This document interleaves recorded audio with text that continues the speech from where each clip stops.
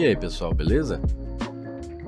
Bom, no vídeo de hoje a gente vai fazer o unboxing de um headset sem fio, o Corsair Void Elite Wireless. Antes de começar, é importante informar que esse headset foi comprado na Kabum na seção de Open Box do site deles, o que justifica algumas pequenas marcas na caixa e no produto em si.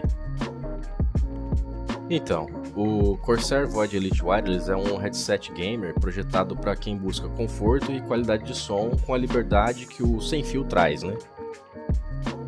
Ele vem equipado com drivers de áudio de 50mm e conta também com suporte ao Surround 7.1, o que acaba criando uma experiência mais imersiva em jogos que têm essa compatibilidade. A construção dele é bastante leve, mas ao mesmo tempo também é bastante robusta. As almofadas desse headset são de tecido respirável e possui uma espuma com memória, o que com certeza garante conforto por várias e várias horas. Esse headset tem um design bastante moderno e, para quem gosta, ele conta também com iluminação RGB personalizável nas laterais, e você pode controlar esse RGB através do software da Corsair, o iCUE. Essa personalização faz dele o headset perfeito para combinar com o restante dos RGBs do seu setup e ganhar uns FPS a mais, né?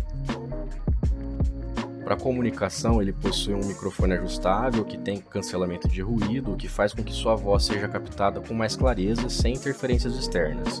E esse headset também é certificado por Discord, o que torna ele ideal para usar junto com esse aplicativo.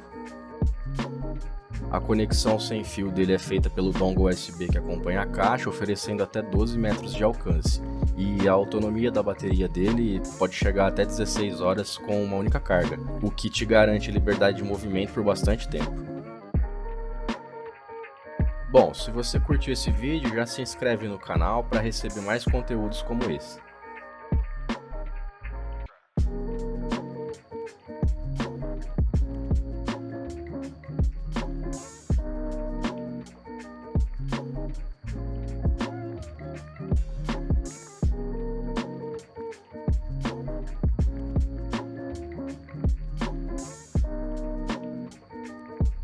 Então até mais, valeu, falou!